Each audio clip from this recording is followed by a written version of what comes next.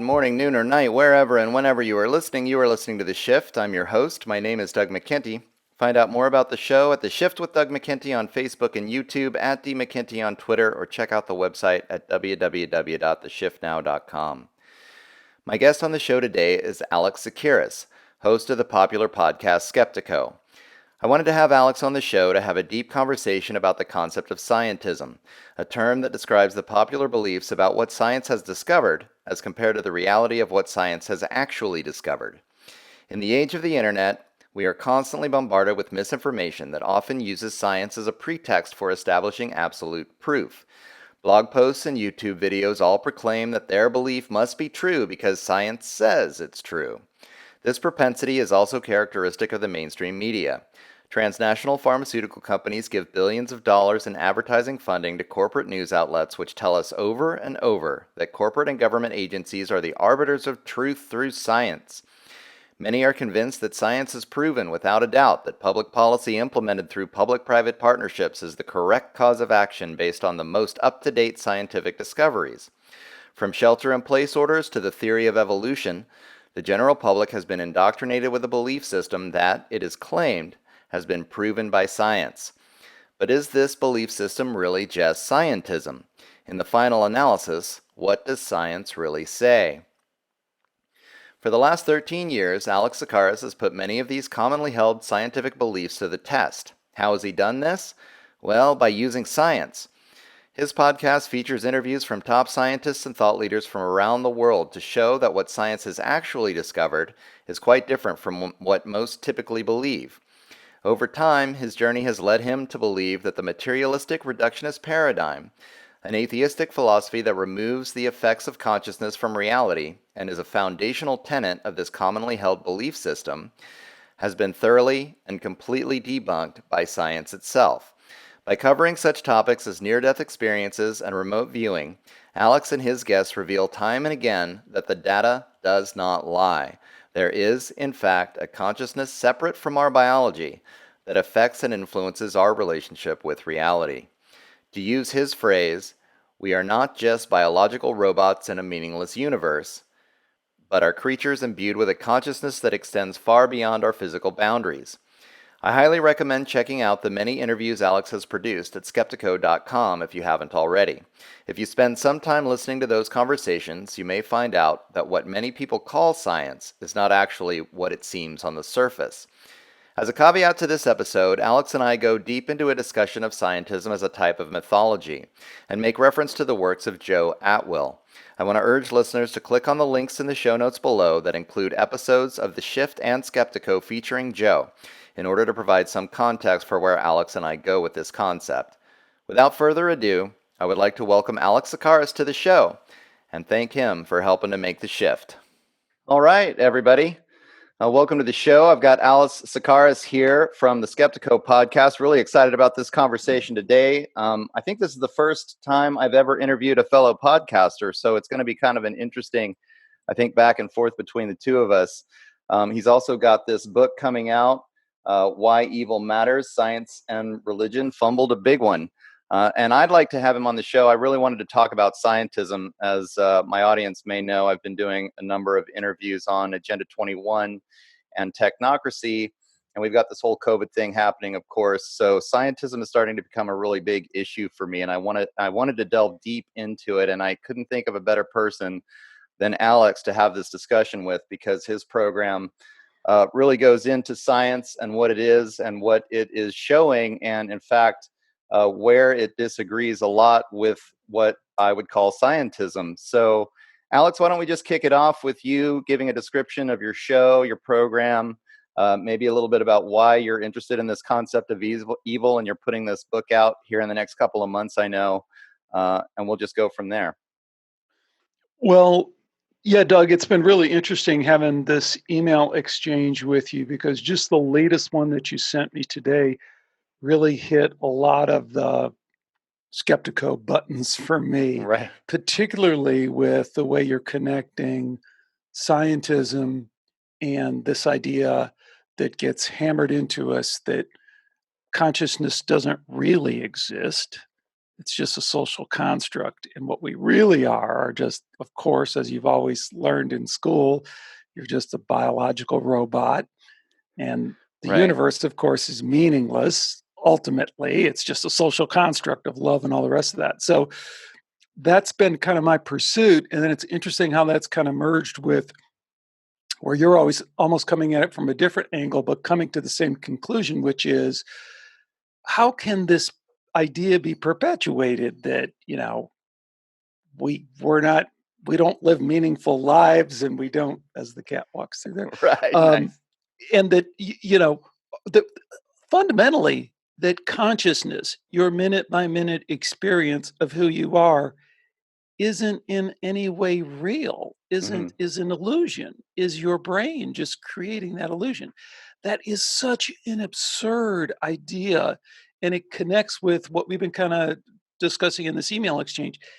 When you really deconstruct it, it starts looking like a cult kind of thing. It's like something that gets passed along in a cult where people are just repeating it without really thinking about it. And Right. I've totally deconstructed that in my first book, Why Science is Wrong About Almost Everything, but in particular in this second book. And it's not just me saying it. I have, uh, Dr. Bernardo Kastrup, PhD in philosophy, PhD in computer science, brilliant guy, all about consciousness, just laughing at Neil deGrasse Tyson for saying, he says it's the most preposterous thing I've ever heard. Caltech physicist Donald Hoffman talking it in slightly nicer terms to be polite with his colleagues, but saying it's just a ridiculous idea. It never at any time in culture, in, Hmm. in our history that we know of, can we point to a culture that said, you are a biological robot in a meaningless universe kind of thing? I mean, Right. think about it. Every culture you ever know, they believe in God, for lack of a better term, or they believe in something more. They certainly believe that your conscious experience is real and probably extends beyond your body, beyond your brain. So I think you've hit on an absolute central point. And where you took it that I thought was really, really interesting because it's so new for me, but it Hmm. is syncing up with what I'm hearing, is that it's really about control and the connection between control and free will and consciousness and the impediments thereof is really what is evil, is what Yeah. what is the definition of what is evil. And again, I say that not from a I say that as close to a kind of pre-scientific, if we listen to everyone and we really try to analyze it, not get all emotional about it, particularly. So anyways, I went on for a while there, but you get the idea. Yeah, I mean, God, there's so much that we're going to talk about. Let's give people just a little bit more of a background about the concept behind Skeptiko. And I think you've been doing this since 2007. Is that right? You've been doing this for quite a Don't while. remind me, man. Don't remind me. What the hell am I doing? No, Well, I'm setting actually, you up because you're the expert here, right? I feel I feel like it's been time super well spent. I Hmm. have my background is basically as a entrepreneur. I was a guy I just wanted to make money, and I made money. I made a bunch of money, sold my company, retired, got on to you know the most important things in life. Who am I? Why am I here? Which is, I thought, what everyone was going to do. Once you make enough money where you don't have to worry about it anymore, then you pursue. Right. No, that's not the way it works, though. That's not what most people do. So Yeah. I'm kind of out there. So I started this podcast a long time ago to answer these fundamental questions. Been fortunate enough to talk to so many of the world's just top authorities on consciousness, parapsychology, near death experience, out of body experience, all that kind of stuff. Wrote that first book and writing the second book. But it's all just a ruse, if you will, because I just wanted to talk to smart people. So the way you can't call up, Rupert Sheldrake and Dean Radin and Jeff Long or Donald Hoffman and say, "Hey, buddy, what's up?" But if you have a podcast and you have their book out there, Yeah. you can do that. So that is my purpose. There's no ads, no firewall, no anything. And the shows are just up there, and there's millions of downloads. And fortunate that people. I've met people who are interested in the same things that I am and don't mind chatting with me about it. And Yeah. that's fulfills all my needs there. I know it's fun. I really enjoy doing it too. It's almost amazing that you can read a book that you like or find a concept that you like, and then call up the expert and say, "Hey, do you want to be on my show?" And the next thing you know, Completely. you're actually talking with a person who's a lot more intelligent than you are, and a lot more well versed on the subject, and so you really get a lot out of it, especially once you've been doing it for a while, as you have. I mean, you really can start to construct a worldview. You know a lot. Well, you know a little bit about a lot of things, and it helps you to construct a worldview over time. That in I think I know a lot about a few things. yeah, And, I think I'm not just saying that about me. So many podcasters, and I've talked to so many of them, they're just a wealth of information. Because, you look right. at your shows, and I've really, really appreciated it. I didn't even know your shows were out there. And a few weeks ago, you connected with me. Love your show. Love your Thanks. show. Really Subscribe to appreciate it. it. Well Yeah. worth it. It's great stuff. And I'm gonna sit on the edge of my seat waiting for the next one.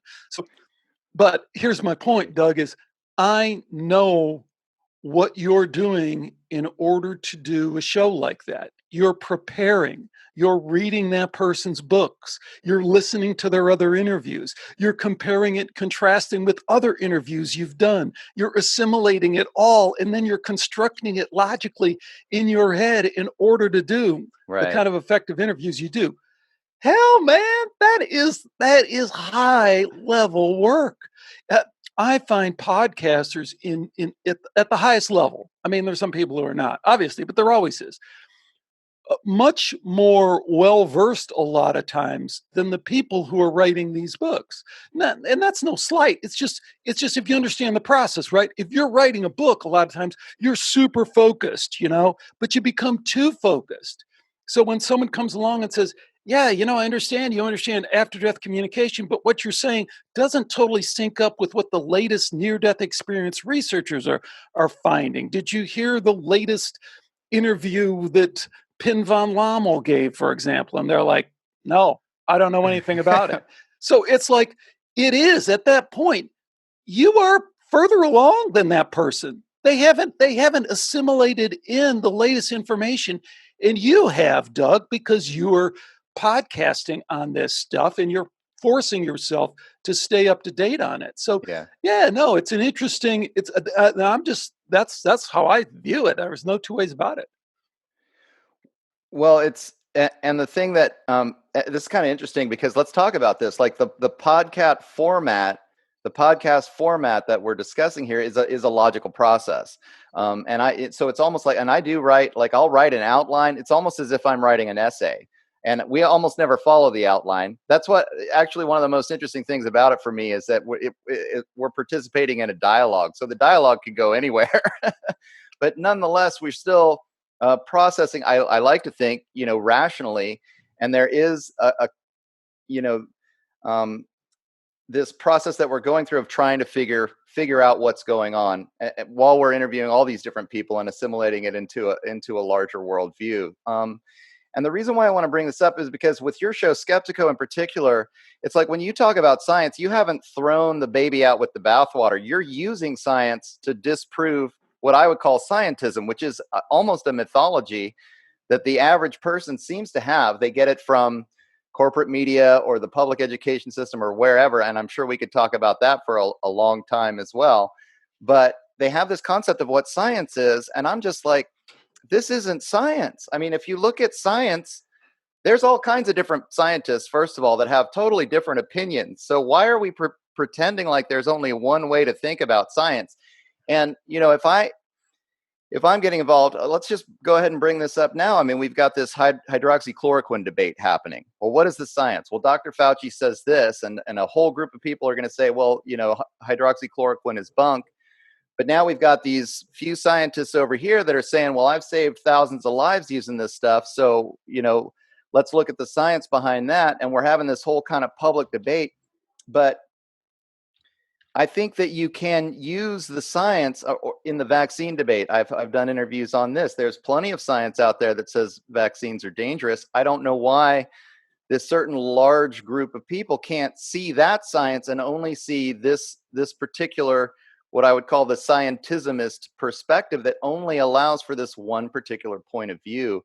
And so on your show, you're constantly, I mean, you'll even kind of haggle with the person that you're talking to and really make them prove their point using their science or using big data. You haven't thrown out the concept of science. You actually use science to disprove what a lot of scientists sort of take for granted, and certainly a lot of people take for granted, is something that science is quote unquote proven.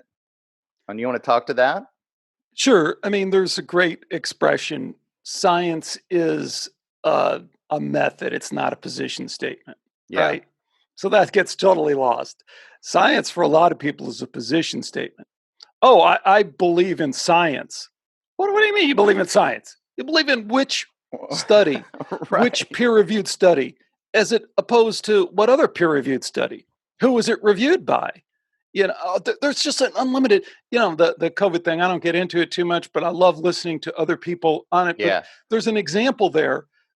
I think an even more kind of poignant example of how corrupt, because the other thing about science that I would interject, so I agree with you 100%. Like, science is a method, it's not a position statement, right? Mm-hmm. So the process of gathering information, thinking about it logically, testing it, falsifying it, and then continuing, spin, recycle, getting together a group of your colleagues who are similarly interested but also critical in order to judge whether or not your science is up to some standard. This is the process of science. Mm-hmm. That process, in many cases, as you're suggesting, has been completely either co-opted, ignored, or intentionally corrupted. One of the things I found interesting, this is a news COVID kind of thing.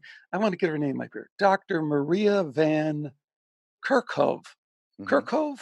I don't know. I don't think a whole lot. I don't put a lot of faith in the World Health Organization. But here's a woman who is the technical lead on the COVID pandemic. And a week or two, she came out and she said what the science, the good science, has said for quite some time, which is that if you're asymptomatic, that is, you don't have a fever and you don't show the signs of COVID-19, then it is very rare that you would pass the COVID virus on to someone else. So again, keep this in mind. This is the technical lead from the World Health Organization Right. making this statement. Now, this completely destroys what's going on now, right? Why would you wear a mask, right? If if you cannot pass COVID-19, except very rarely, then the mask would totally be up to you, right? It'd be like, well, I'm not afraid of getting it, so then I don't have to put it on because I don't have to worry about passing it on to someone else because I'm not symptomatic, right? This completely destroys the narrative. Mm-hmm. So that's the best science. But what happened was she was forced to, quote unquote, clarify her position and say, well, gosh, I don't know, and she did a good job in that she couldn't completely reverse herself and say, gee, the science, the science is the opposite of what I said, because the science is what she said. But she, had to qualify it and this and that. But just go back and look at her original remark, which was exactly that. And then the science, of course, the science as a position statement gets changed. But rather than go off too far on COVID-19, a far better example for what we're talking about is exactly the point you made in your email to me, is that fundamentally, science as we know it, science as it defines the biggest picture in your life, which is who are you, why are you here, is corrupted in this same way. It's pushing a narrative and an agenda that is completely ridiculous, and that's conspiratorial. Mm-hmm. So everyone looks at this example I just gave and go, well, yeah, there's some kind of conspiracy going on there that I don't know what it is. I mean, COVID is real in some sense, but in some sense, there's something conspiratorial going on. I don't quite understand. What they don't get, what a lot of people don't get, is that science fundamentally telling you, Doug, are a biological robot, and your life is meaningless. Your the love that you share for your family, your wife, your girlfriend, whatever, is fundamentally not real. You know, that is a conspiracy. And what you made in your email to me that I thought was so fantastic is the purpose we can only surmise behind that is to somehow control you, Right. somehow cause you to not assert your free will, not assert your power to love, connect, feel empowered, to somehow denigrate that. That's the only conclusion I can come to. Hmm. Yeah, I actually saw a meme just on my Facebook feed last week. Maybe it was 2 weeks ago now, and it was just a meme, and it just struck me. And it said it was something to the effect that if materialism means that you don't have free will, then if you believe in materialism, then you're essentially a slave. And it was like, if I was a slave owner and I didn't want to have to control my slaves and feed them every day and keep them in their pens and have the slave master beat them when they did wrong, then what would I do? Well, I could teach them all that they just live in a materialist world and they don't have a consciousness and they don't have free will. And then they all just will do what I say, you know, without me having to go through the effort of actually containing them and throwing them in prisons and dealing with it in this fashion. And I thought, my God, this is so true. I mean, if you really want to believe in this materialistic philosophy, then you're putting yourself in a position to get taken advantage of. Basically, you have no reason to stand up against these authority figures that quote that say they've figured out how the materialistic world works. You have to listen to the experts. I mean, this is one of their catchphrases: listen to the experts. But the experts are only the ones that are at the top of this hierarchical system of science, not the independent scientists that maybe are using hydroxychloroquine to cure COVID right now, or to treat COVID patients right now, or a lot of these other things. Um, but instead, you're listening to the authority figures that work with the corporations and are at the top of the government, and they're saying, no, this is a materialistic universe. We've shown without a doubt that you've got to use remdesivir to treat COVID, and it's inconsequential that remdesivir costs $3,000 a pop when hydroxychloroquine costs $20 a pop, and then exactly what you were talking about, the corruption of the process. So I think this is a fundamental aspect that I wish more people would understand about science, is that science is this process. It doesn't discover transcendental truths. It's not that an expert has used science and now knows the truth, and we all need to do what the expert tells us because he's discovered the truth, because he's a scientist in a position of authority. It's science is a process. Tomorrow, another scientist could find out, hey, this is totally wrong, or even construct a new scientific paradigm like an Einstein or a Tesla or something, that then the data that we've collected gets looked at within a different context and everything's changed. So without this understanding that it's a process, you really are just looking at a philosophy of authoritarian control. And if people want to believe it, and it does give them a belief system that says, if I listen to the authority figure, then I'm always right. I mean, I've had interactions with people that are really like, this is what the expert scientist is telling me. This is the peer-reviewed literature. This is just what I believe, and this is the truth. And if you think otherwise, then you're just wrong. And even if I show other peer-reviewed literature from an opposing point of view, they won't look at it. The authority figure that they're defining as an expert is saying, no, this is the truth.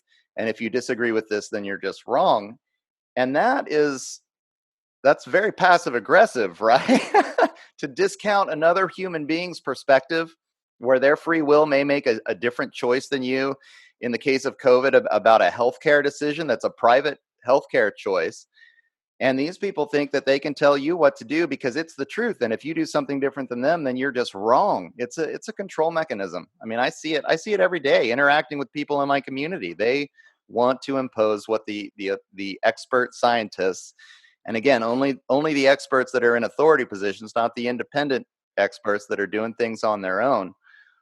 And I think it's a tragedy, actually. I mean, it's unfortunate. People are caught in some kind of a spell about this, and they don't understand what's really going on. Hey, two quick stories about that I come to mind. One is one of the guys I really respect in the near-death experience science realm, which I think is super important. Again, so my path was, who are we? Why are we here? So okay, go look at the science. This was way back when I started. So I was talking to parapsychology people like Rupert Sheldrake and Dean Radin because they were strictly scientists. Cambridge, University of Illinois, Bell Labs. Very, very scientific, rigorous, peer-reviewed. But they were also coming to different conclusions, and I thought, wow, that's cool that they can, again, apply the method of science, but they're willing to look someplace else. I want to know if that was true. That eventually led me more to looking at near-death experience science because it more directly addressed the question that I was interested in regarding consciousness. Because near-death experience science posits the idea that your brain has stopped functioning in the way we would normally associate with conscious experience. That is undeniable, by the way. People sometimes jump in there and go, well, the brain isn't really dead. Well, by every means we have of measuring it clinically, we would call that brain dead in these cases of the near-death experience science, the best ones that are done in hospital. And yet the consciousness seems to persist. So that's just really kind of one of those silly points that people make. But I digress, because here's what excited me about Jeff Long when I talked to him. True scientist, true frickin' scientist, and true keeper of this Skeptiko ethos that I follow, which is inquiry to perpetuate doubt. So if you're not in a constant state of doubt, you're not on my team. And Yeah. secondly, if you're not, that also means being a little bit unsure. So here's the story. Jeff Well, tells me, that's very important, Alex. Just to interject really quickly, it's really important, I think, that people have some measure of humility, and I think real science demands this level of open-mindedness and humility, because you have to be open to changing your position based on the data and the facts at any given moment. You can't, you can't come at it with preconceived notions, or you're just going to find what you're looking for. buddy, you're setting up the story perfectly, Yeah, Doug. nice. Because Jeff has compiled all this research on near-death experiences, largest database in the world. He's medically reviewed them with a questionnaire that he's given. He's a radiation oncologist in Yuma, Louisiana, outside of New Orleans. He knows what he's doing. And unfortunately, he works with dying people all the time. He's a cancer doctor. Mhm. A colleague, I guess, quote unquote, another, you know, PhD level doctor researcher in Kentucky who happens to be a near death experience skeptic, approaches him and wants to use his data in order to further his research. The guy's name is Nelson, Dr. Nelson. Forget his first name. Nelson gets his research, finishes it, and publishes it. And Jeff Long looks at it and he says, Alex, I looked at it and said, oh shit, Mm. he's right. I'm wrong. His research, Nelson's research, concludes that near-death experience is really a REM intrusion problem. REM, rapid eye movement, sleep kind of thing. Mhm. It's really related to a REM intrusion problem in the brain. And this is all brain-based, and it can all be explained by the brain. So Jeff Long is looking, he goes, he's right, I'm wrong. And then he starts digging a little bit further and he goes, wait a minute. He didn't consider this. He didn't conclude that. He didn't look at this. He didn't look at that. He goes, oh, of course, this is not right. As a matter of fact, it's really, really wrong. And in the years since that's been published, it's been completely falsified as not a workable hypothesis in terms of the REM intrusion. But Mhm. I go back to that moment. That is a scientist. That is someone who's able to risk everything that they've built their reputation on, and this guy has a New York Times best-selling #1 book. He's willing to go, hey, I'm wrong. I'm wrong. This is the way to go. If you're not in that space, then you're not playing the science game. You're playing some other game. So that's story #1. And if you Mhm. want, though, I want to pivot to story #2. Because when you said the thing about the slaves, we can talk about science all day long. And we both got our points there on what we're saying. And Yeah. that is one part of the conspiracy and one part of the way that people are being squeezed and cattle prodded. But the other is religion, man. The other is religion.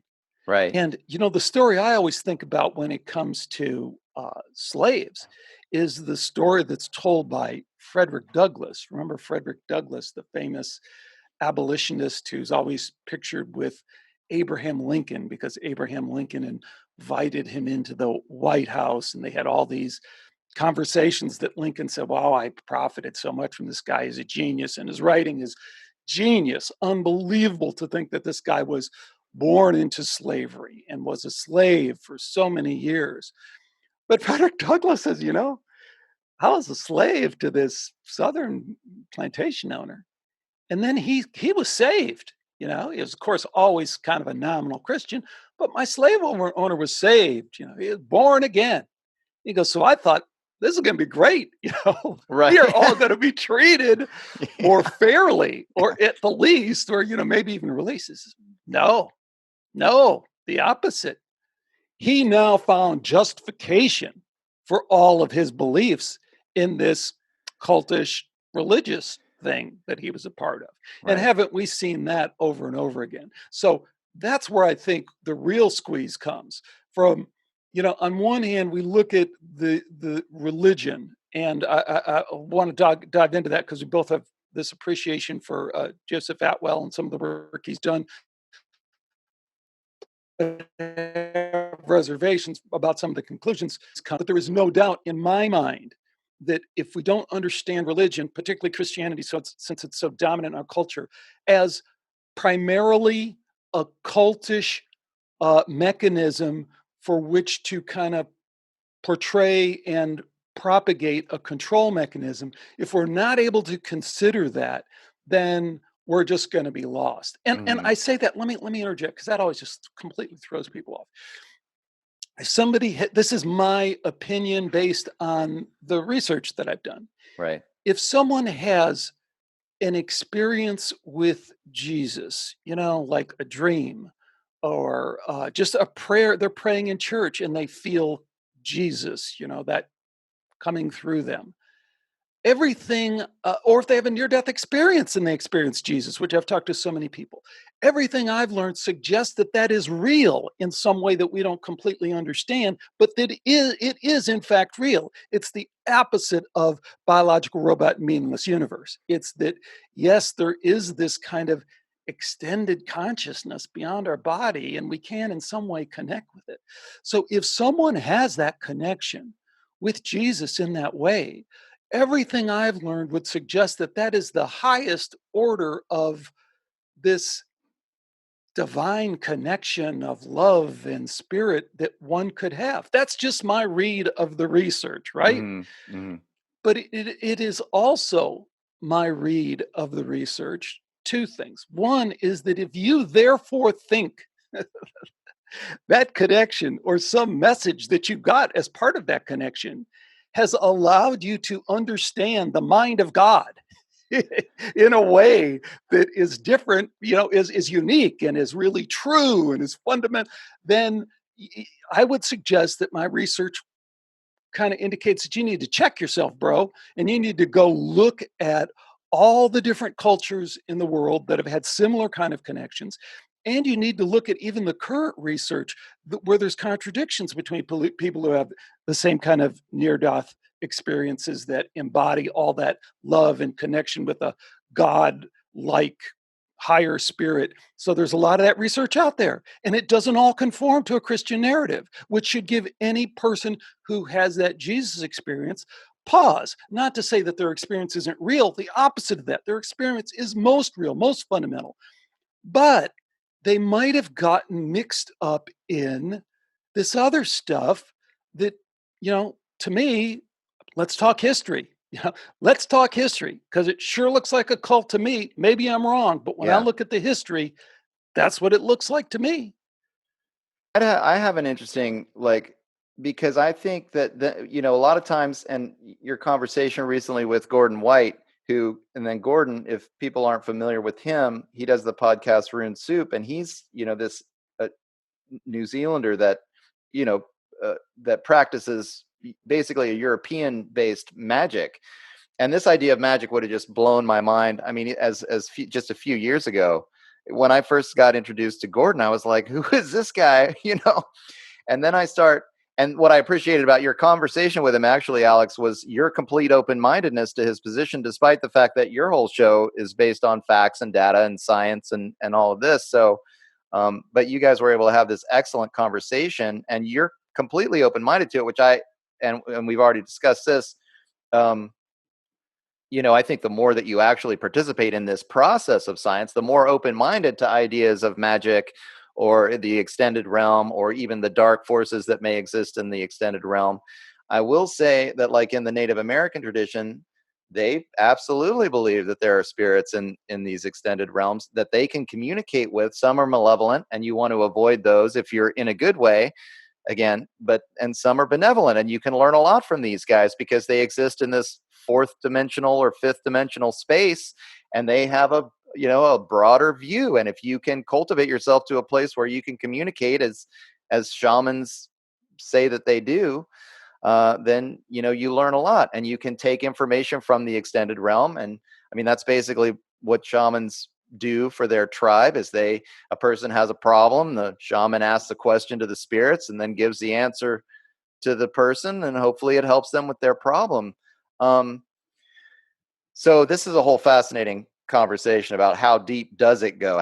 Where are these extended realms? If you're looking at these other cultures, they're going to say it goes all the way. I mean, there's demons and spirits, and we talk to them, and this is how it works. And then you look at these satanic cults like you're talking about, and you see these guys. I mean, the Illuminati, or whatever it is that people say, maybe at the top of this, maybe it's at the top of the system of scientism. Maybe they're communicating with these malevolent spirits that are teaching them how to set up this, banking system where they can skim off the top of everything that happens in the economy. And maybe they're pushing for this technocratic world and transhumanist world, and they're teaching, these rich guys at their orgy parties with Jeffrey Epstein. I mean, I can't prove any of this, but there is plenty of evidence that there's some kind of pedophilia network that's engaging in some kind of satanic ritual abuse. So they're doing something. But I don't think we have to take it to this level of even looking at the worst case scenario to kind of understand what evil is. I like to take it back. What's the least amount of evil that we can do? And then extrapolate from there. What makes it evil? And for me, I think it boils down to this idea of control that we were talking about kind of at the beginning. But let's take a little bit of a passive aggressive behavior, a little bit of gaslighting, right? The kind of a tiny bit of emotional abuse.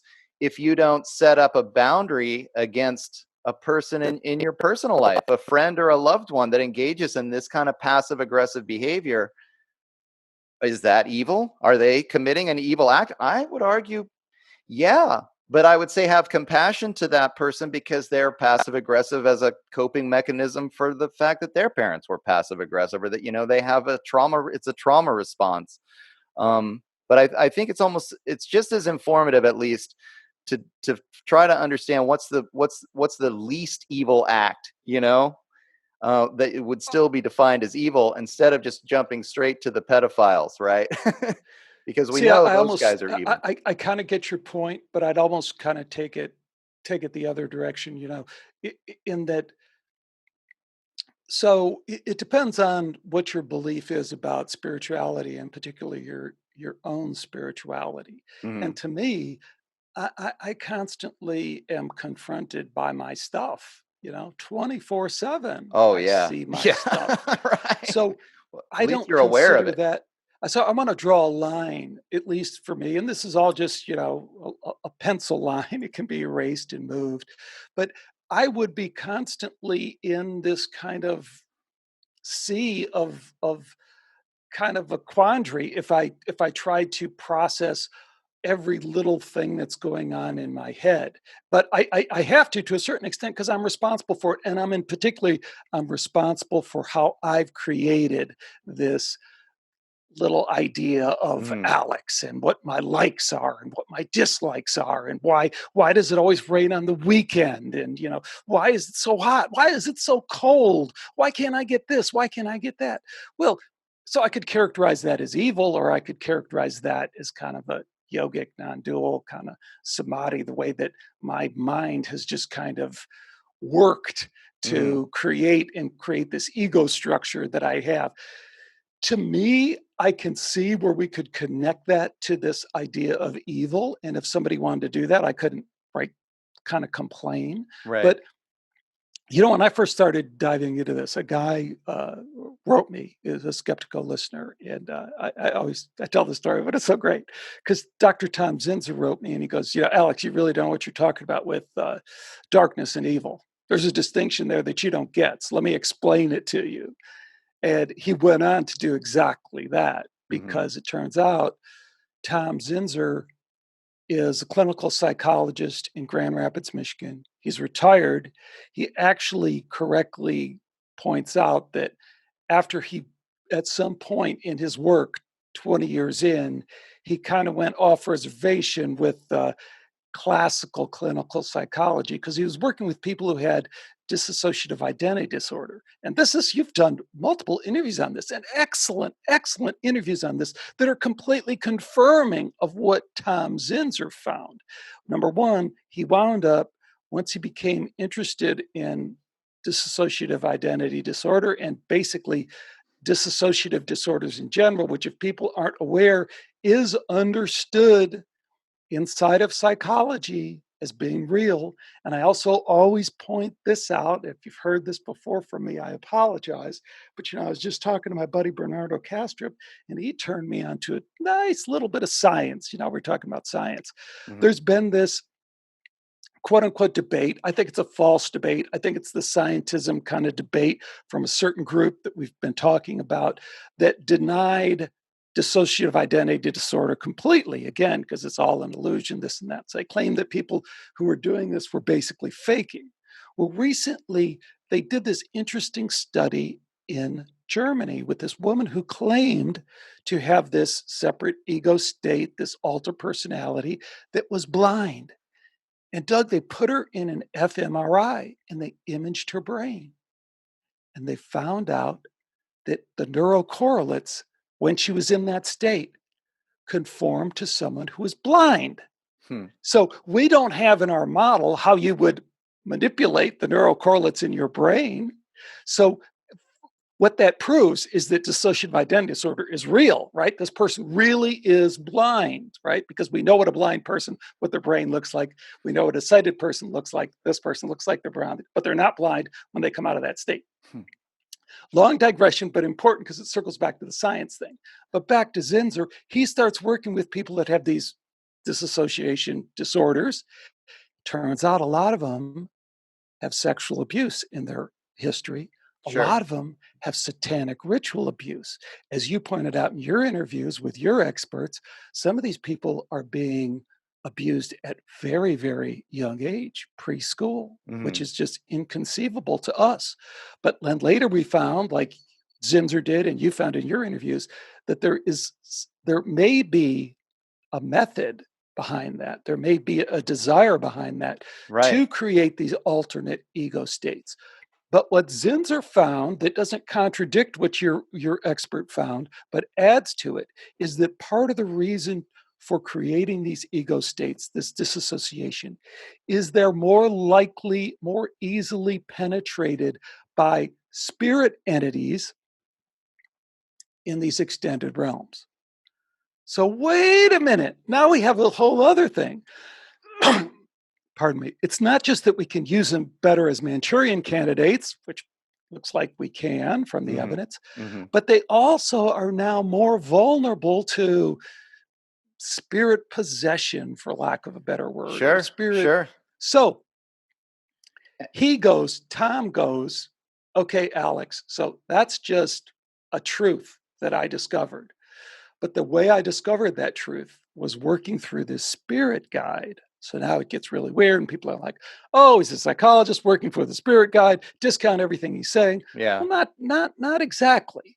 This guy was introduced to this spirit guide by a part-time secretary in his office, and he maintained the most rigorous standards continually. He's writing everything down, transcribing thousands of pages of notes, cross-correlating it with his sessions before, after, doing it in a very methodical way in order to test, kind of like what you were alluding to in the Tai Chi testing. He's Mhm. using the best scientific psychology methods in order to test whether or not the information he's getting back is, number one, true, and whether it's efficacious for his clients. So this is that borderline between science and the metaphysical that's so interesting. And Right. his conclusion, by the way, is that there is a darkness. It's like back to it would be akin to what you're saying with the Tao. There's just darkness. That's not evil. It's just darkness. It's this negative force. And it's created by the light to create that shadow, to create that Right. outline, that silhouette, that dancing that we have. You know, Evil, I'll just finish, I'll wrap it up. okay, go ahead. Evil is our attraction to the darkness because what it does to the energy inside us. So we have this energy inside us that only comes from one source. It comes from the light, but we don't recognize it as such. We can't deal with it as such. So we find an outlet for it in the darkness, and that creates what we will understand as evil. So that's a really, I'm not asking anyone to believe that. I don't know if that's true. I just throw that out there as one possible way of understanding that the reason I think it's important, Doug, is, to me, it draws a distinction between all the stuff that I do during my day with my little, I'm mad at this person, I'm passive aggressive to my wife, Sure. um, domineering to my Right, children, whatever right. the hell I'm doing, which later I go, God, that's just stupid, Alex. Stop doing Right. that, and I do a little bit better, maybe I do a little bit worse. All that stuff is just the stuff. This other thing, which I know from my own life, I'm not an evil person, but I get it. I've been there. I've done things that weren't the best me. And sometimes they were connected with this feeling, this energy that was of a different nature. So I don't know if that's a real distinction or not, but that's where I'm kind of trying to figure out. Sure, sure. God, so many fascinating concepts and all of that.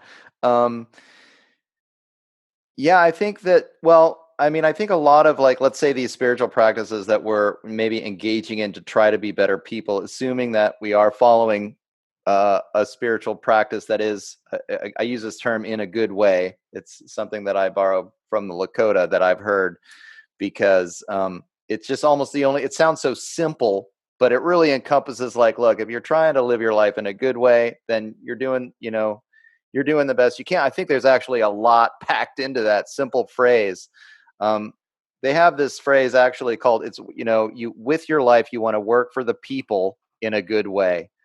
And you can just, I don't want to argue with about socialism versus capitalism. I don't want to have a political argument with anybody for the rest of my life. I just want to tell people, look, if we all tried to work together, work for the people in a good way, everything would work out. So this is when you're talking about that light that's shining.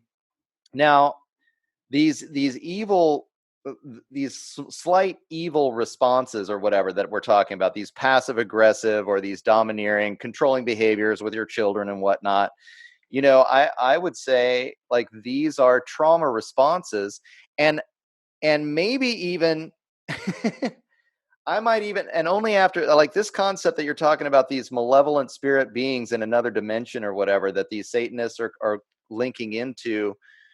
I am, after having the interviews that I've had and spoken with the people that I've spoken to, you got to start going, like, there might be something to this. And then when you talk to spirit guides from other cultures or whatever, like, that's just part of my issue, I think, with the scientists that maybe take your psychologist that's looking to a spirit guide for some advice or knowledge or understanding about how this works. And then the rest of the scientific community, of course, is going to go, well, that's just silly. Why would you listen to this guy?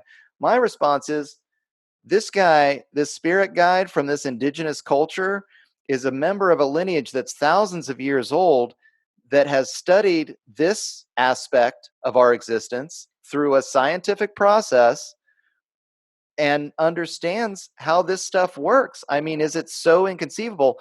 And maybe we can even go, like, I think, okay, let's let's take this to the next level here, because I wonder if scientism and the belief system that most of us in the West are raised in, let's imagine for a second that there is this group of Satanists that are at the top, that we're undergoing trauma. They're imposing trauma on us. We're engaging in these massive wars all the time. We've got these pedophile rings and these slavery rings. We're dealing with the drug war and throwing people in prison. I mean, there's no question, this is a violent culture from the top down. And these people at the top, maybe they're feeding this negative energy. They're feeding these beings that they're getting this power or this information from through their satanic rituals, by engaging in this kind of war or these eugenics programs or these mass murder campaigns. That this is like a sacrifice to these gods, these evil spirits, so that and then the evil spirits, when they get the sacrifice, are willing to give these people this information that allows them to continue this cycle of violence and accrue more and more power through their system. So, Doug, what if that's true, and what if that's a pebble on the beach? Well, what if the light, what if the real action is in the light? You go back to the near-death experience science, and you ask some of the fundamental questions like, is there a moral imperative? Is there a hierarchy to consciousness? Universally, yes, there's a hierarchy to consciousness. Just so people know, that means God, right? There's a hierarchy, there's something on top. So, and overwhelmingly, talk to Jürgen Ziva, one of the great out-of-body travelers of our time, recorded in unbelievable detail his experiences. Pebble on the freaking sand.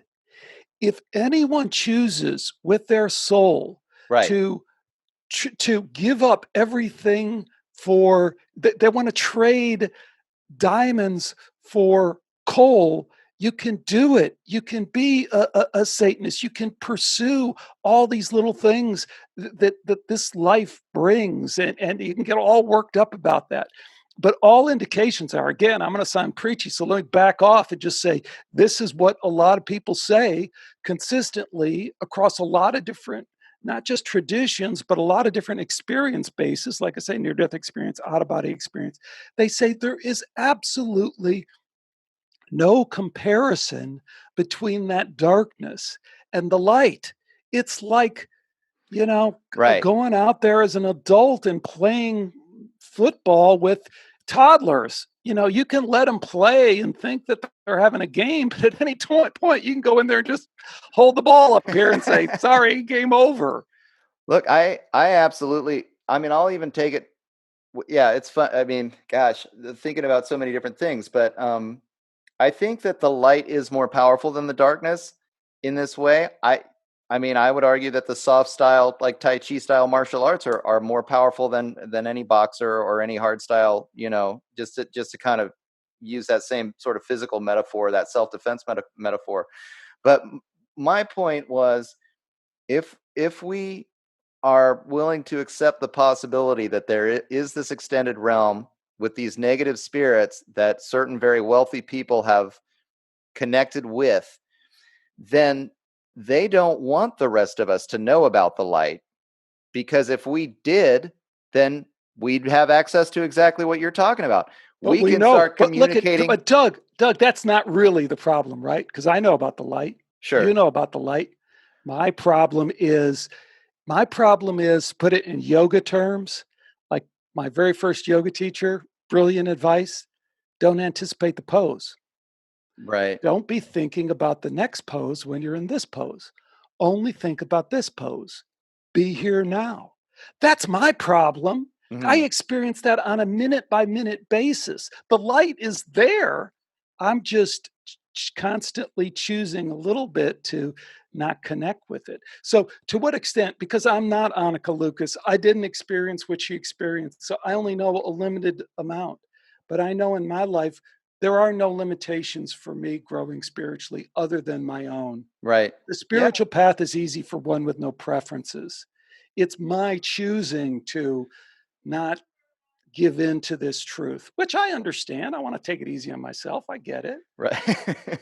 No, I agree with you 100%. And it's just, I think I just wanted to kind of drive this point in because so many people, I mean, let's just talk the scientism. If scientism is this mythology, that is it conceivable that scientism, which doesn't allow for extended consciousness, where people think that, the materialism is all there is, there's none of these spirits in any other realms, no matter what all these spirit guides or shamans from other cultures or have ever said, that's just all superstitious nonsense. I would posit that scientism may be something that is intentionally taught to the sort of masses, um, by these people who are communicating with the evil, who know the truth and use it for this evil power, to create this cult, right? To be powerful.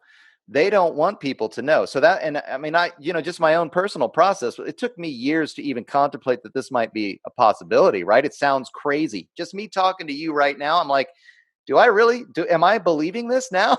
Like after all the people that I've talked to, it's taken a long time for me to even be open-minded enough to accept this, because I was raised with that scientism model.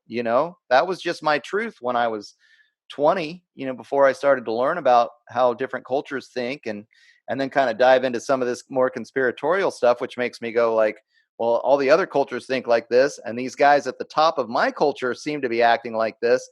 So why is it, it's just to further the argument that this is a slave philosophy that has been taught to a slave class, to a plebeian class by a powerful elite. Now, having said that, Alex, no matter how bad this technocratic society gets, or how hard the control grid comes down, or the surveillance state, and all these things that they're talking about, that this controlling elite seems to want to impose on us, I can still say, I don't have to be even involved or engaged. And I think the more people do connect individually with the light that we're talking about here, the more they can say, like, I've got a big garden in my backyard. I got some solar panels on my water pump. I'm good to go. I don't need I don't need to buy anything from the corporate system. I don't need to And if you send my do, that's kids off to okay too. war. If you buy something from Amazon, it's not Yeah, the right. it's It's not not the the end end of of the the world. world. Right. I wouldn't call you evil for buying something from Amazon. Yeah, no, well, I just got to pause here because I think this point that you're making is I think it's brilliant, but I think it's quite original and unique. Like I said, Mm. when I got the email from you either yesterday or today, I was like, wow, he's just connected the dot. Because so look, you're right. To even get someone to the point, look, it took Right. me to I get me know. to the point. Sounds crazy, I man. don't want to point out like someone so stupid. No, me starting podcasting in 2007. It took me 5 years to even begin to contemplate, like, huh, Yeah. could this be somewhat conspiratorial? Could the Right. Right. fact that these people are denying the obvious, this biological robot in a meaningless universe, consciousness doesn't exist, could that be something akin to a conspiracy? Literally, Doug, 5 years it took me to even Yeah. ta-da! It But what takes. you're going to, which is like we're going to level 3, and this is where the Joe Atwill part comes in, Mhm. because people, I don't think, understand the Joe Atwill part because it's about psyop in this really complex way. And it really isn't even related to that. So I'm sorry if I went there, and I'm going to throw people off, because the connection you made is to say, ah, conspiracy, and now the connection to evil.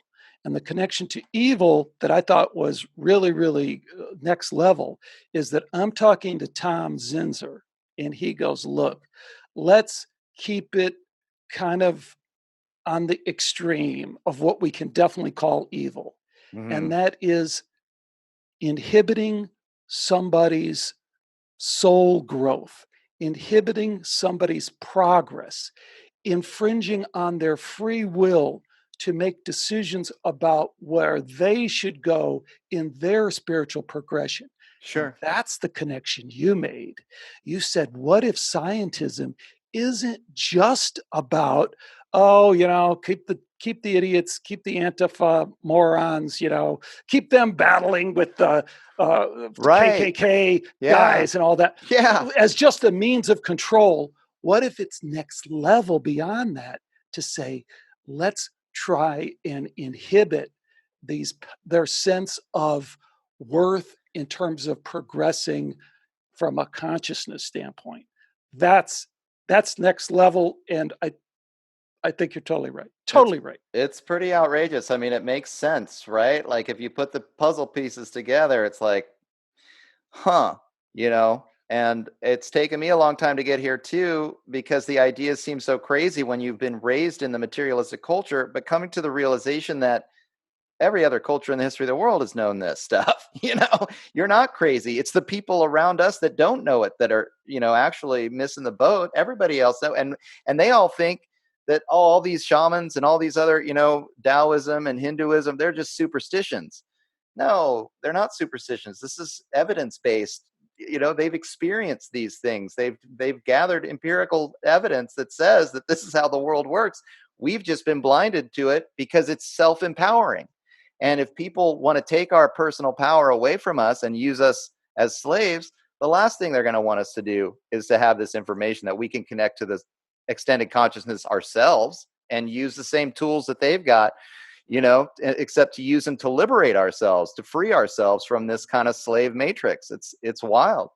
But I want to tie this one thing into what Joe Atwill was saying, because if we can imagine that Joe is right and that the Romans, so I tend to think, I've learned to think that most knowledge, I know that knowledge is gained in Western culture. Typically you're going to school and then you're getting a degree. And then if you go to college and you get another degree, and then you can get a master's degree and you get a PhD. And there's this kind of hierarchical understanding of learning through this academic setting. And that's the way most people think that knowledge is accrued. But in all the rest of the history of the world, knowledge is accrued through lineage, right? You've got a shaman that teaches the younger shaman, and that shaman teaches the next generation. Or in Taoism, you've got a teacher that teaches, or in yoga, if you're walking one of these paths, there's lineages that happen. So I think it's totally conceivable that this sort of, if you want to call it the evil power lineage, that seems, I would trace it back to Zoroastrianism. It seems to have started about 5,000 years ago or so, where this dualistic philosophy, people started moving into the cities. They started to kind of define good and evil in this way. And then there was a hierarchy within the city where, there's a group of people on the top, and then there's the sort of plebeian class at the bottom. And then you go into the Roman Empire, and you can conceive that the Roman Empire, in Joe Atwill's thesis, essentially fabricated Christianity as by kind of borrowing from different religions from all over the empire and creating this one mythology that taught everybody to turn the other cheek, also kind of disempowering. Don't fight the Romans. Joe always says, render unto Caesar what is Caesar's, and turn the other cheek and all this stuff, so people don't raise up and fight against the empire. Well, if then the empire never stopped, right? And then it turned into the Roman Catholic Church, and it turned into the European feudal system, and now it's turned into whatever you want to call it. If you want to call it the Illuminati, or these wealthy old wealth money families that are at the top of the hierarchy now, that potentially engage. Maybe they've learned this same kind of lineage, only it's a dark lineage, and they're pulling the same psyop. As Joe says, these patriarchal religions were just a psyop with scientism right now, and they're perpetuating this sort of scientism notion to do the same thing. And it's just the same. It's just a play out of their old playbook. It's not even a different, like, new wild idea. It's just the way they've always managed the slaves, right? Well, maybe I see it slightly differently. Mm-hmm. I just did an interview with Atwell too. So we're jumping right into inside baseball, which is fine. But Joe Atwell is biblical scholar, although some people question that. I don't know how you Yeah, can. yeah, I If you know. listen to the guy, he's just brilliant. He's written all these books. He speaks all of the languages, has studied all the stuff. And he Right. wrote a very influential book years ago called Caesar's Messiah, which posits, kind of what you're saying there, that this looks more like a political psyop, this Bible thing by the Romans, than it does anything else. But the reason in my latest interview with Joe, I kind of brought up the same point that you're on and thought, Joe, he's just a very brilliant thinker. Mm. And I like his response to that. He goes, well, really, there's only so many tricks that you can use. He goes, and this is just, it doesn't, I don't know if you're right, but a counterpoint to that would be there doesn't have to be this continuous lineage. I'm open to the fact, Sure. especially when we get to these extended realms. I'm very open to what you're saying, that there may be some kind of dark force out there that keeps interjecting the same theme in. But Joe's point Right. is, even if you look at it from a more secular perspective, there's only so many tricks you have It's going to to gravitate back towards, exactly. You're going a to come certain back to few. this is how to Hmm. control the kind of masses. But here, and maybe we'll have this at some other point, or we'll turn this into some project that you and I ought to do because we're both interested in this, and I'd Yeah, love to see yeah, this information out there. yeah. Here's the thing on the Atwell thing that I always bring people's attention to is one, what I started with. Your experience with God is, I cherish that for you because I cherish that for me. And if your experience with God includes a relationship with Christ, Jesus Christ, this historical figure, I have nothing but I pranam to you. Good for you. Hmm. That's your Hmm. path. I don't denigrate that in any way. So this is just two guys, Doug and Alex, talking about frickin' history, right? So don't let it frickin' trigger your Christian upbringing or your cherished religious beliefs or any of the rest of that Yeah, crap. yeah. It's just two guys talking about history. But here's the history. Go Google Titus's Ark of Triumph over Judea. There is a big old rock statue, an ark. You know how they built them? And it shows these Romans conquering Judea in 66 and bringing all the crap home, bringing the solid gold Madeira and the big, all that stuff. This is what Romans do, boy, right? Yeah. They go in there and they kick ass, take names, get the loot. And what they do over and over again is they co-opt the existing religion. They say, hey, Yep. you know what? It turns out your God's just a lot like my God. We're alike, come on, we can get along. And that other tribe that you've been fighting with over there, they are really bad. I'll create a little border here and I'll keep the peace. Don't worry. Just, pay your taxes and know that you can have all the statues in your temple you want, but you do have to include mine in there too. No big deal. We could all coexist. So this is the Roman frickin' playbook, right? Yeah. So Joe's point is that if you're objective and you look at it, and what people don't get, I think is just fascinating, is because Doug, when I dig into these things, I enjoy going all the way. I've interviewed on my show, I can't tell you how many biblical scholars that disagree with Atwell, and Sure. I wrestle them to the ground. Yeah. So whether it's Bob Price or who's that other guy's name? A Carrier, with an email exchange with him, or many other ones that I've had on the show, right? Invariably they put up this big front like, no, that can't possibly be true. But then when you really wrestle them to the ground on, is the Bible pro-Roman? And they have to acknowledge, yes, well, the Bible is pro-Roman. Now, think about that. Two guys talking history again. This is the kind of most troublemaker group in the Roman Empire. They can't get these people under control. They can't get them to put up the Yeah. statue in the synagogue. Won't have it. Now, the reason they won't have it as it relates to our story is because they're in a freaking cult. They're in this Jewish cult, and they are so deeply ingrained in it that the the Romans, who are more kind of, hey, live and let live, sure, I go to church, but, it's Yeah, not right. really, Right. we get a little wiggle room. No, these culted up Jews are like, no, man, no way. So Yep, the they're not giving Romans up. are fighting these guys for years and years and years, and they push them back. And then as soon as the Romans turn their back, take it over. This is a major, major problem. So they go in and they conquer finally, and the guy builds the ark to show you all the stuff that he did. And he has his historian, Josephus, and he writes down, this is what we did. This is whose ass we kicked on this day and that day. Hmm. And that is the beginning of the story.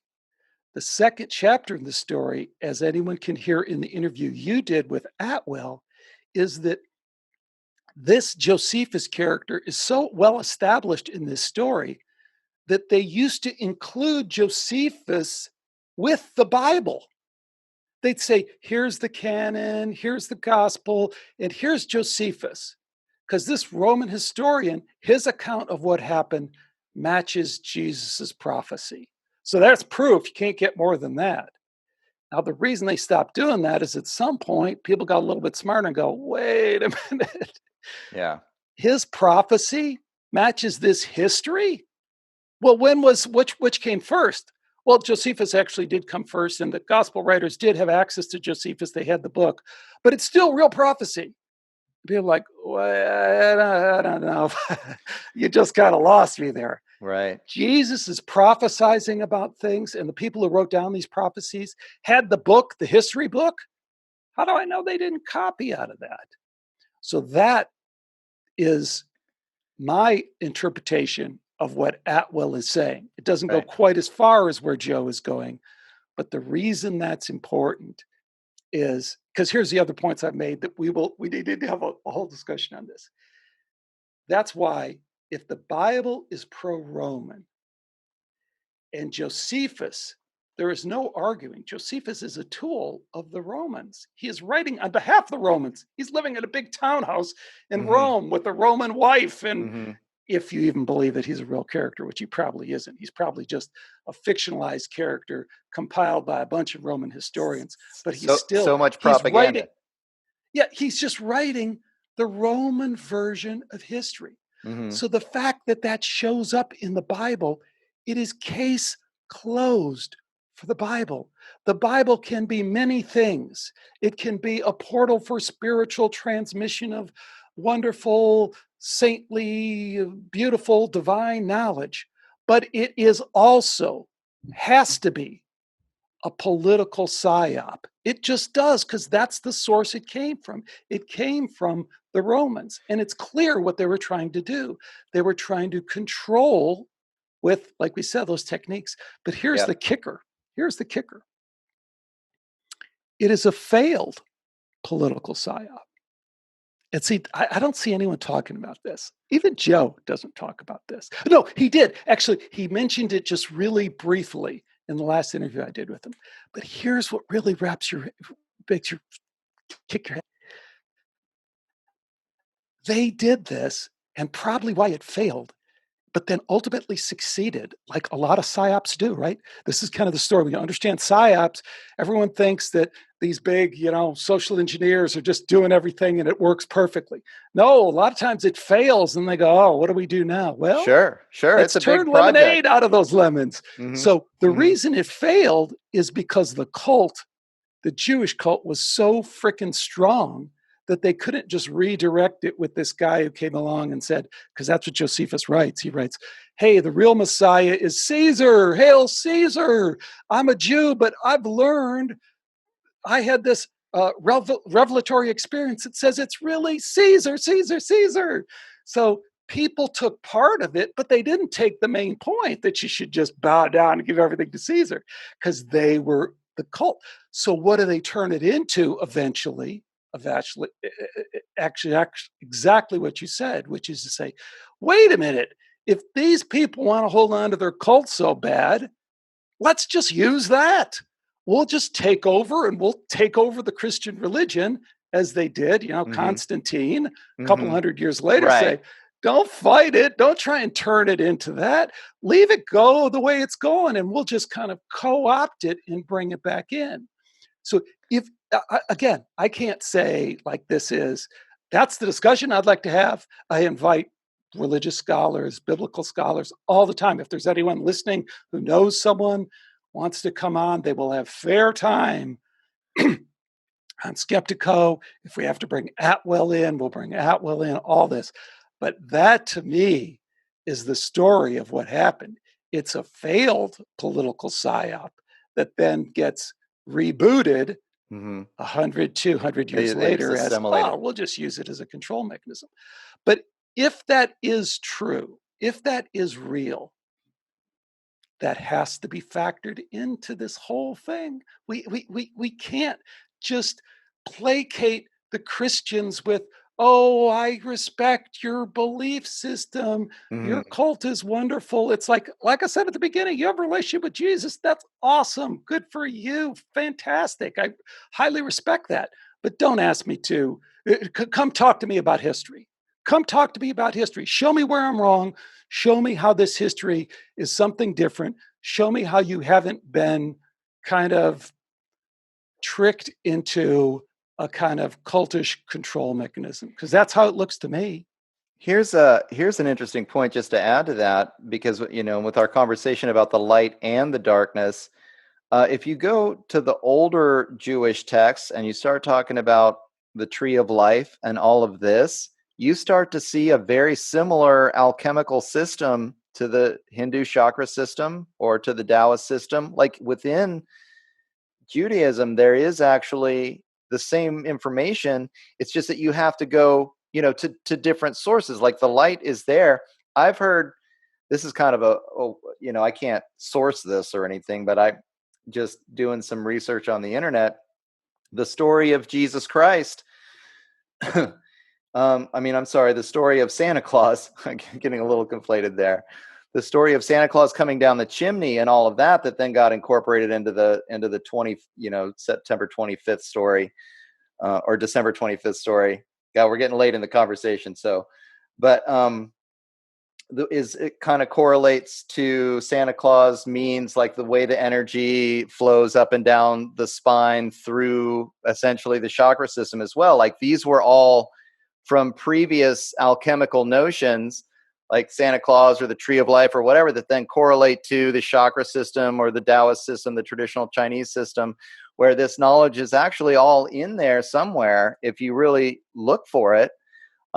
So then even within these patriarchal religious traditions, there are lineages that are following the light, then there are the lineages that did get, probably, as we're discussing, potentially co-opted and used as a control mechanism. But it just depends on who you are as an individual and how, where you're going to look. Are you going to look for the light, or are you going to participate in the cult? It's up to you, right? I So like the way you put it. yeah, we've been at it for over 2 hours. I guarantee you we could go on forever, but I think maybe we're at a place where we could kind of wrap it up. Yeah, yeah, I have some other interesting places that we could go, but We'll do it maybe, again sometime. yeah, let's just plan on that. We'll just give it some time and interview a few more people and then meet back together. And feel free to write me, or we can keep in touch on the email side of things too, and just see what comes up, because these conversations, there's just not, it's actually kind of interesting at this point. I've done enough of these kind of interviews that there aren't very many people to talk to about these, where you're getting, really into where is this philosophy going overall. I mean, if you talk to enough different people, you start to get a kind of a big picture. And so you and I are, able to have big picture conversations. We're not just focused on one little aspect here or there. So that was really fun. For me too, Doug. It was awesome. Thank you. Yeah. Do you want to point people to the website or to the podcast, just so they can go No, find they out can more? find it right there. I got it in the background. Yeah, Skeptiko. there you go. Come look at it. Good to go. Great. All right. Well, thanks a lot, Alex. I really appreciate it. Thank you, Doug. We'll stay in touch and talk soon. Sounds like a plan. All right. Take care. Okay, buddy. Well, there you have it, ladies and gentlemen. What an incredible conversation. I think that was the first episode I've ever done with another podcaster. And I think after you've done enough of these kinds of shows, you really start to develop a world view, a belief system about how the world's really working that is pretty different from maybe what the average person really thinks. And that was why this conversation was so fun for me, because Alex and I were able to take this kind of collective knowledge that we've developed over dozens and dozens of interviews, in Alex's cases hundreds of interviews at this point, and really start to put together, what if this alternative way of thinking, maybe you call it conspiracy theory. I think we might have gotten a little ancient aliens in there, a little Joe Atwill, for sure. And you start thinking that maybe the world is really working in this completely different way than the way most of us were taught growing up, or the way people that are certainly within the system, educated within the system. I do think that people who are raised in indigenous cultures still think a lot like what Alex and I were talking about. I mean, we touched on that a little bit, that there actually are quite a few cultures. In fact, every other culture except for this, what might be described as a colonized culture, this Roman culture that has grown and spread almost across the entire earth at this point. But there's a lot of people that were never really completely colonized, and they do believe in the star people, and they do believe in multiple dimensions, and that spirits live in multiple dimensions. And these people have believed this for thousands and thousands of years. And when you interview enough people who have that belief system, you start to wonder and question yourself. I mean, Alex, just by really confronting science with science, starts to discover that this concept of scientism is really not all it's cracked up to be. These foundational beliefs that many people believe are a part of the scientific literature actually don't hold water when tested with actual scientific methodologies. So it's really fascinating, and I find this a lot. This week we're having this big hydroxychloroquine debate about the hydroxychloroquine and zinc protocol that seems to be helping a lot of people if they get sick with COVID. Some doctors have come out and tried to spread the word about this, and the system's coming down really hard. We've seen the government spending, I think it was $1.6 billion with a contract with Gilead Sciences for remdesivir, the antiviral that they want to say that their science is saying really helps with the COVID. Although I haven't seen that science. The science is pretty sketchy on the remdesivir, way more than the hydroxychloroquine from what I've seen. But I mean, this is just the point, and the point that we were really getting into with this episode is that so many people want to say, hey, science says this, so this is what I believe and this is what's true. And the fact of the matter is that many different scientists have many different beliefs. The data can be interpreted in a variety of different ways. I think it's really important what Alex said about science. Science is really a process, and a process that good scientists have to approach from this perspective of absolute doubt and complete open-mindedness. If you come with some kind of confirmation bias, you're likely to interpret the data to make it look like exactly what you were wanting to find. And I think also something that we touched on a little bit, but could have been talked about a little bit more, is the corruption within the whole system. These governments, these corporations that are spending billions and billions of dollars to push products, to create and then push products that are going to make them billions and billions of dollars. I mean, this kind of money just corrupts the entire system. And when there's $1 billion on the line, and somebody's been working on this for 5 or 10 years, and all of their research is done at the corporate lab, even if they did come up with a discovery that said, hey, wait a minute, we've been on the wrong track here, you think the corporate headquarters is going to let you back down?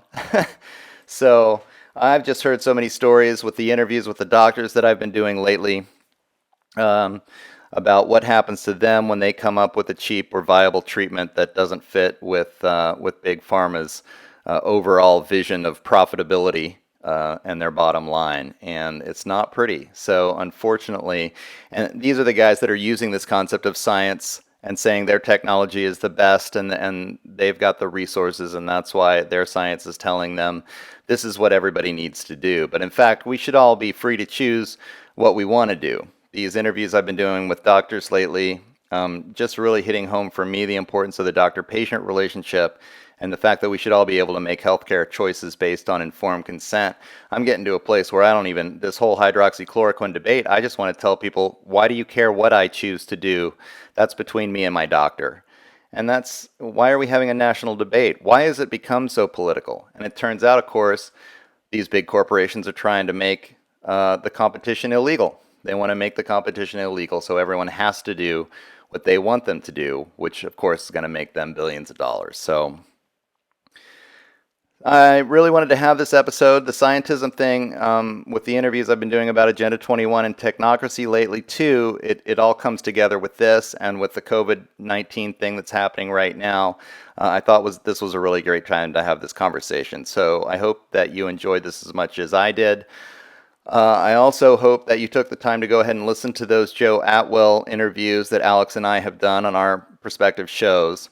His information is really important, and it kind of blends in the whole thing about scientism then with the bigger picture of patriarchal religion and how it can be used as a control mechanism. So we have to ask ourselves, is scientism really just something that we have learned, this materialistic philosophy that disempowers us and makes it easier for those members of the elite class that are above us in this great pyramid scheme that we're all participating in called life, apparently, or called the empire anyway. Does this mean that we are, being caught up in a philosophy that is disempowering for us and empowering for the people at the top of the pyramid who are in control of the quote-unquote science and then the quote-unquote mythology that they're teaching us? So, I think there's a lot to think about here in this episode. I think that having an understanding of how your consciousness works, maybe asking some questions about the science of other cultures, the science that includes meditation, that includes the acupuncture system, that includes the fact that your consciousness does have something to do with your health and your ability to observe this reality. And you might be able to be, if you approach it open-minded enough, you might find some gems there that can really help you live a more full and healthy life and feel more empowered to deal with your everyday choices instead of just feeling like a cog in the wheel of this imperial machine. So hope you enjoyed this episode as much as I enjoyed having that conversation with Alex. We really did dive deep. Hope it gave you something to think about, and we'll be looking forward to seeing you next week. Just remember, you can check out Alex Tsakiris' show Skeptiko at skeptiko.com. And if you want to find more information about The Shift, you can check out The Shift with Doug McKenty. I'm on Facebook and YouTube at DMcKenty on Twitter, and my website is www.theshiftnow.com. All right, everybody, have a great rest of your day. Hopefully we'll see you back here next week, and you guys take care out there.